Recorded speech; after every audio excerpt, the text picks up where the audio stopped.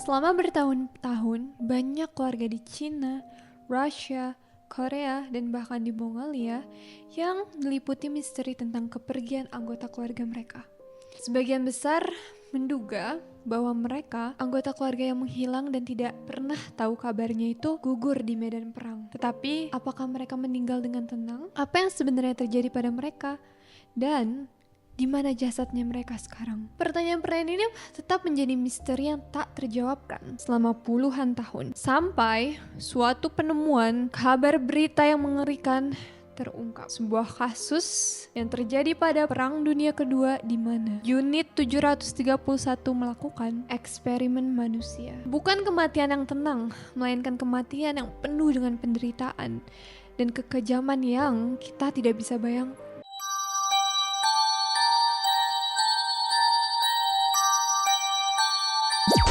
Konten dalam podcast ini mengandung tema-tema yang berpotensi memicu ketidaknyamanan, seperti deskripsi grafis tentang tindakan kekerasan, pembunuhan, kematian, trauma, mental illness, ritual, sihir, dan hal-hal supernatural lainnya seperti hantu. Jika kalian merasa sensitif dengan topik-topik ini, disarankan untuk melanjutkan dengan hati-hati atau mempertimbangkan untuk melanjutkannya atau tidak. Turn down the lights, snuggle up tight, and get ready for another Talk Tales. Siapa bilang kalau urban legend, mitos, dan cerita rakyat itu tidak memiliki basis fakta?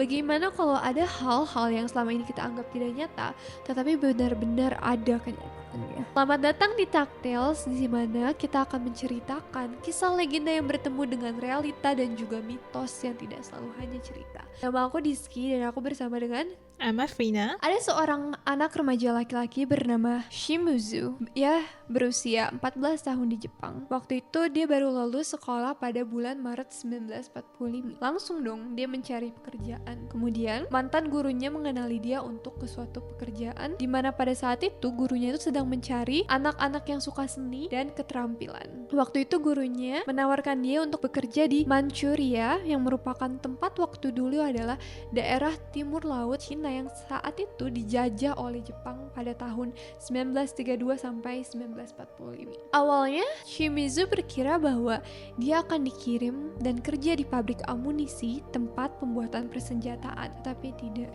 Dia melalui perjalanan yang jauh dari Jepang ke timur laut Cina. Dia bersama dengan 5 orang lainnya. Nama tempat itu dikenal sebagai Departemen Pencegahan Epidemi dan Pemurnian Air Angkatan Darat Wantung, atau lebih simpelnya dan lebih terkenalnya disebut sebagai Unit 731.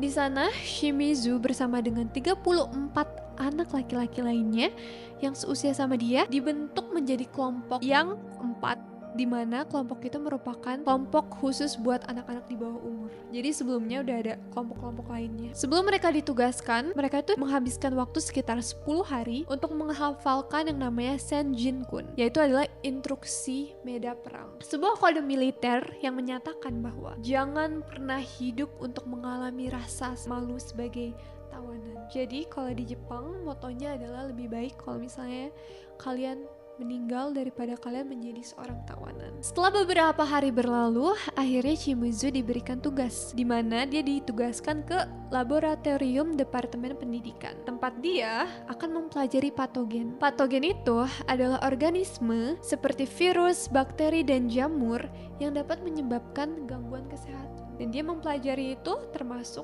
untuk cara membudidayanya. Di departemen ini, dia pernah diminta untuk mengumpulkan kuman dari pantat tikus dan dia kayak harus dibudidaya gitu. Di tempat ini semuanya sangat diawasi secara ketat. Shimizu bahkan hanya diizinkan untuk berpindah-pindah antara laboratoriumnya dan barak tempat tinggalnya. Dia tidak diperbolehkan untuk pergi kemana-mana selain itu. Dia juga harus menjaga rahasia tentang apa yang dia lakukan. Bahkan bersama dengan rekan-rekan yang berada di gedung tempat tinggalnya, dia gak boleh cerita apa-apa.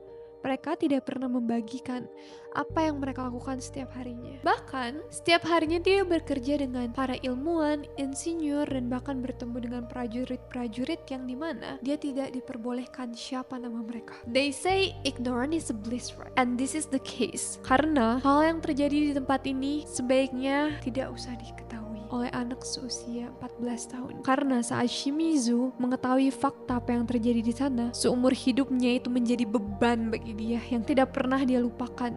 dan menjadi trauma yang tidak pernah sembuh. Suatu hari di bulan Juli, Shimizu mendapatkan tawaran untuk berganti karir, di mana dia ditanya, apakah kamu mau menjadi teknisi spesial atau kamu ingin menjadi seorang ahli bedah? Teknisi spesial yang ditawarkan ini adalah teknisi yang meresearch mengenai penggunaan mikroorganisme seperti bakteri, virus, jamur dalam peperangan, di mana mereka akan menggunakan virus-virus itu dan jadi alat serangan biologis yang dikirim untuk merusak manusia, hewan, dan tanaman. Jadi kamu tahu gak sih kalau di zaman perang dulu, saintis-saintis tidak hanya membuat senjata api, tetapi mereka juga memakai senjata biologis yang mereka kirimkan merupakan wabah virus dan penyakit mematikan ke komunitas-komunitas. Dari kedua pilihan itu, Shimizu lebih memilih untuk menjadi seorang ahli bedah karena di pikirannya ahli bedah itu bisa membantu orang-orang yang membutuhkan. Kemudian instrukturnya menawari dia apabila dia ingin menjadi seorang ahli bedah,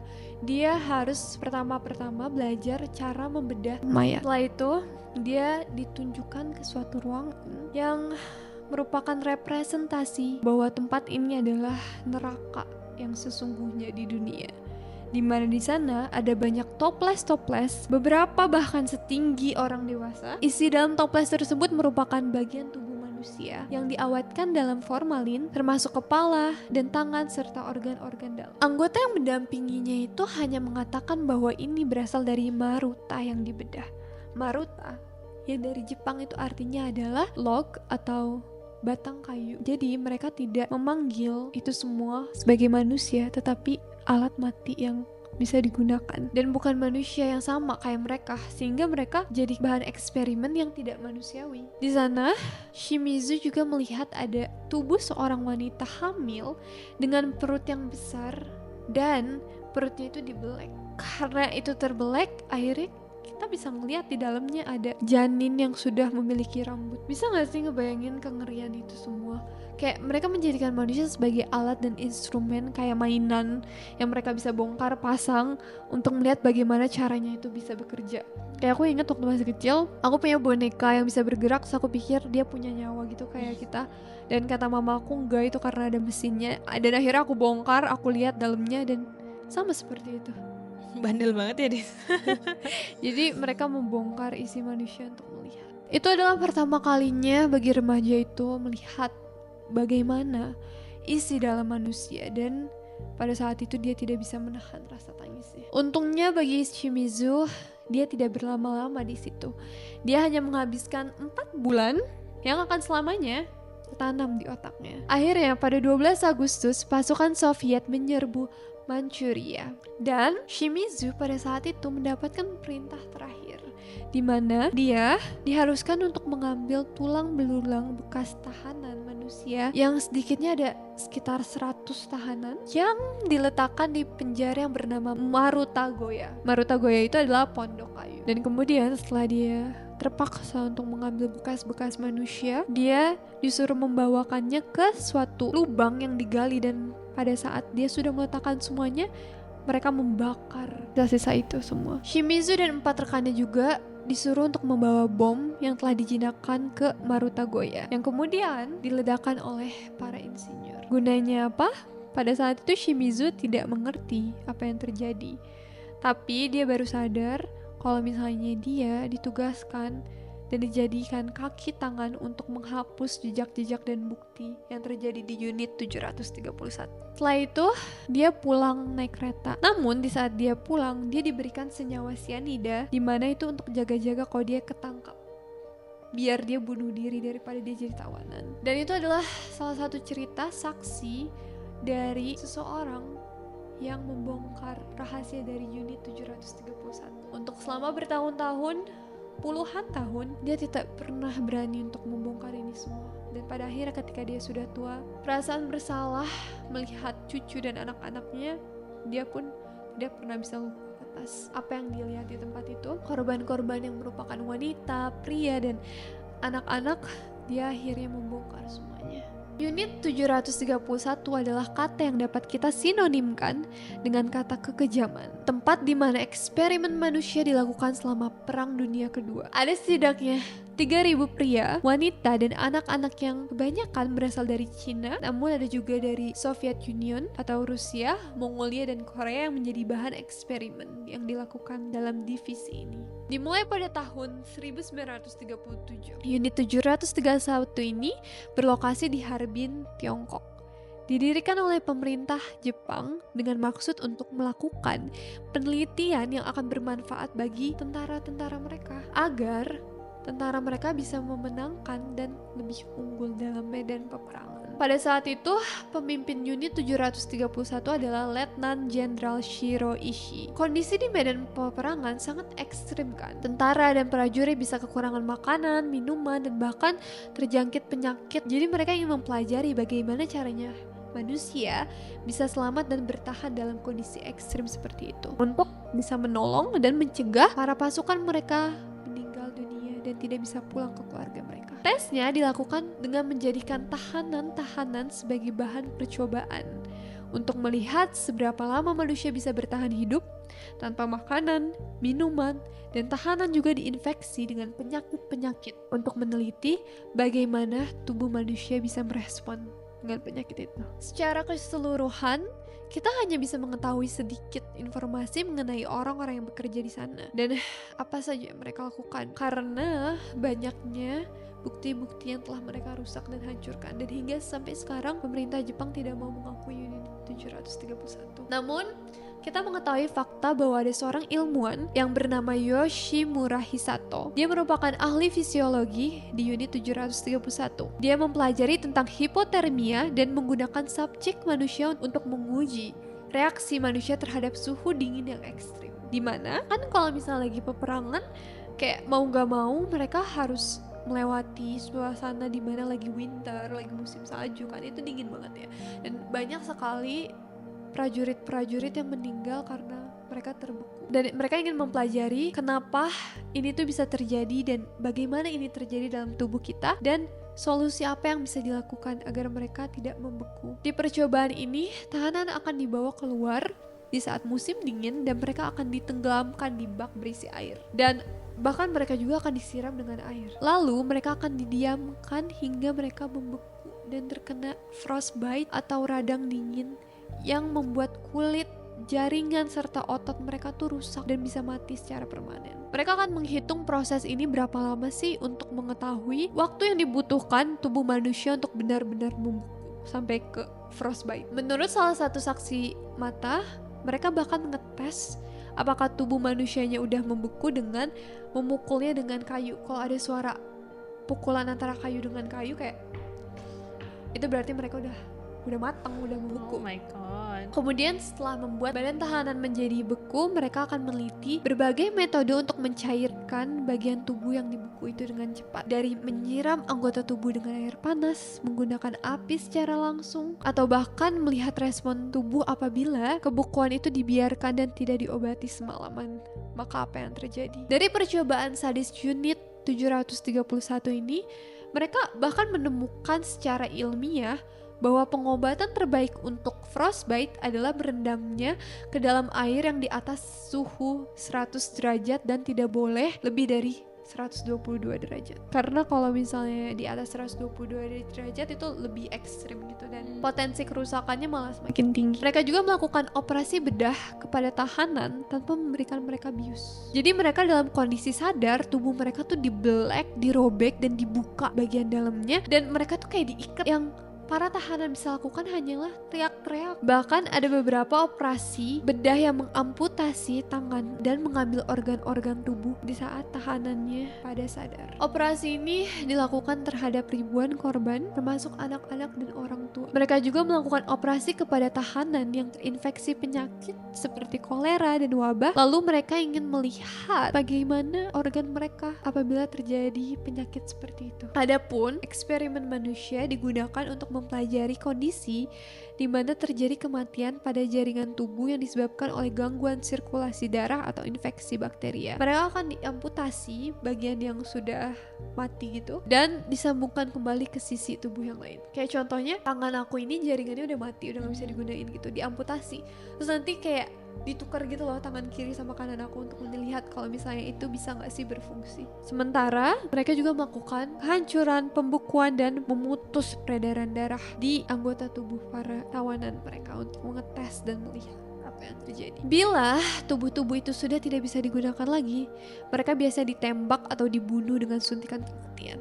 Unit 731 juga mempelajari cara kerja dan dampak dari senjata-senjata yang mereka ciptakan. Mereka juga mempelajari dampak gas kepada tubuh, dan mereka akan memasukkan tawanan-tawanan kepada suatu ruangan yang dimana mereka akan disemprotkan agen blister, yaitu zat kimia yang memiliki sifat mengiritasi yang menghasilkan kantung berisi cairan pada kulit, merusak mata, paru-paru, dan laput lendir lainnya. Itu bahaya gasnya dan mereka ngetes itu ke orang-orang. Mereka juga mentes gas saraf yang merusak saraf. Mereka juga mempelajari apa reaksi tubuh manusia dan dampaknya pada paparan sinar radiasi X-ray yang berkepanjangan, dan ini menyebabkan kematian ribuan orang. Jadi tesnya itu satu nggak cukup ya, harus Nggak. ribuan. Dia banyak banget ngelakuin tesnya. Bahkan mereka ingin mempelajari efek cedera dan trauma luka akibat kecelakaan, di mana mereka akan menjatuhkan barang yang berat ke tahanan yang diikat. Gila gak sih? Kayak gitu aja dites coba. Pada saat itu juga, tentara kekaisaran Jepang tertarik pada gejala dan pengobatan sifilis. Tahanan laki-laki yang terinfeksi sifilis diperintahkan untuk memperkosa tahanan perempuan dan juga laki-laki untuk melihat penyebaran infeksi dampak dari penyakit sifilis ini. Dan apabila mereka menolak untuk berhubungan intim, mereka akan dibunuh dengan ditembak. Tahanan perempuan yang di usia muda dihamili secara paksa hingga mereka dapat dijadikan bahan eksperimen. Orang-orang yang menjadi percobaan yang merupakan orang hamil akan dibedah untuk melihat perkembangan janin di dalamnya. Mereka juga ada beberapa yang diinfeksi berbagai penyakit, sengaja dipapar oleh senjata kimia untuk melihat segala trauma ini akan berdampak apa kepada janin yang di dalam. Dan juga bukan cuma itu, wanita hamil akan diinfeksikan dengan sifilis untuk melihat apakah bayinya akan kena juga atau tidak. Bukan cuma di situ saja, tapi para ilmuwan menyuntikkan kuman yang berbeda organisme untuk melihat bagaimana kuman-kuman tersebut bisa bereaksi satu sama lain dalam tubuh manusia. Jadi kayak mereka nyuntikin kuman-kuman, bakteri, atau organisme-organisme yang beberapa macam untuk melihat reaksinya itu apa. Mereka semua ada di dalam satu tubuh manusia. Dan itu juga dilakukan untuk menciptakan penyakit yang baru. Sekarang pertanyaannya, bagaimana manusia-manusia bisa melakukan hal seperti itu ke manusia lain? Salah satu teori adalah mereka kan membuat nama ya, memanggil mereka sebagai Murad. Mereka memanggil para tahanan yang merupakan manusia ini dengan sebutan benda mati yang membedakan diri mereka sebagai seorang manusia dan benda yang bukan manusia. Mereka juga banyak yang bilang kalau misalnya unit 731 merupakan suatu keharusan yang harus mereka lakukan untuk memenangkan perang. So it's like their kewajiban mereka gitu. Dan teori terakhirnya kalau misalnya mereka itu benar-benar idolize pemimpin mereka yang, dan mereka jadi obedient aja tentang disuruh apa gitu. Pemerintah Jepang tidak mengakui kesalahan yang dilakukan oleh unit 731 hingga beberapa tahun yang lalu. Mereka mencoba untuk menguburkan apa yang mereka lakukan. Hingga pada tahun 1988, di saat banyak berita yang keluar melalui pengakuan saksi mata yang pernah bekerja di sana, mereka baru mengeluarkan pengakuan bahwa ya, unit 731 adalah yang pernah mereka lakukan.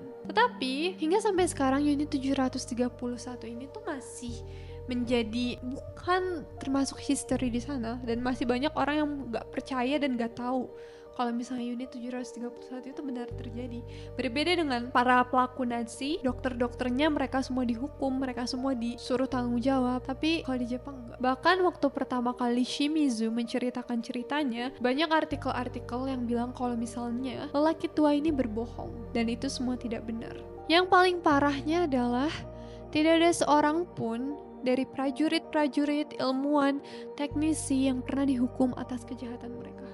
Kenapa? Karena mereka membuat perjanjian dengan Amerika untuk membagi hasil penelitian mereka yang membuat pasukan Amerika, terutama Jenderal Douglas MacArthur, memutuskan untuk tidak mengadili pekerja unit 731 dan memberikan kekebalan hukum bagi mereka. Jadi keadilan tidak pernah ditegakkan untuk para korban-korban.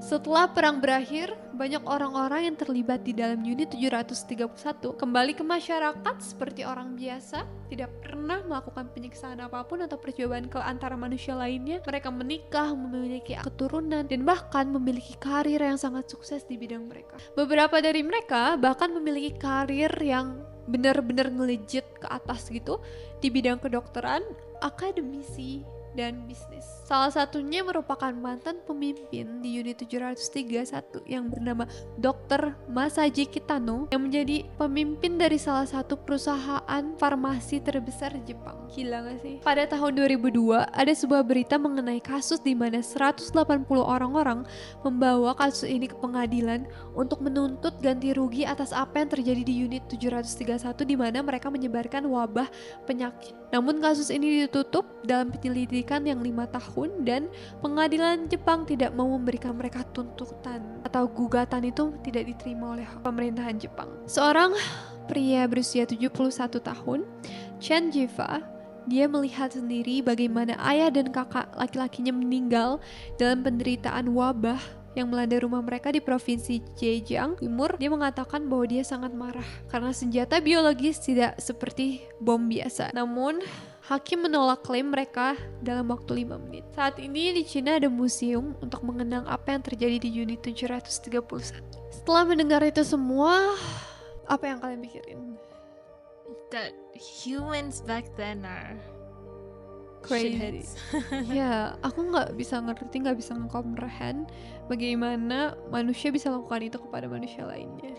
Tapi tahu nggak sih, yang all our science developments that we know today untuk medical atau dan lain-lainnya itu, a lot of the knowledge came from human experiment. Ya, So banyak orang yang nanya kayak moral dilemma because it saved a lot of lives now.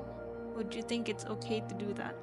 it's not only that. Even now, we are still doing experiment on human untuk menemukan kayak obat-obat baru, cara penyembuhan baru, dan it's still going on. Ya, tapi eksperimennya thankfully is not as bad. Iya.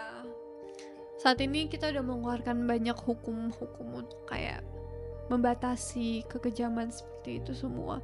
Walaupun unit 731 sudah terbongkar, tetapi masih banyak sekali misteri-misteri di dalamnya yang belum bisa kita temukan sisi terangnya. Siapa para ilmuwan dan teknisi serta prajurit yang pernah berkontribusi, dan kita juga tidak pernah tahu apakah para orang-orang yang menjadi korban itu sekarang telah tenang di alam sana.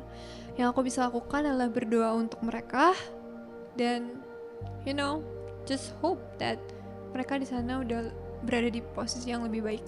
And that's it guys. Kalau misalnya kalian ingin mendengar cerita-cerita yang misterius, pekelaman sejarah, dan urban legend, mitos, horor, kalian bisa menonton podcast kita Tales setiap hari Selasa dan Jumat.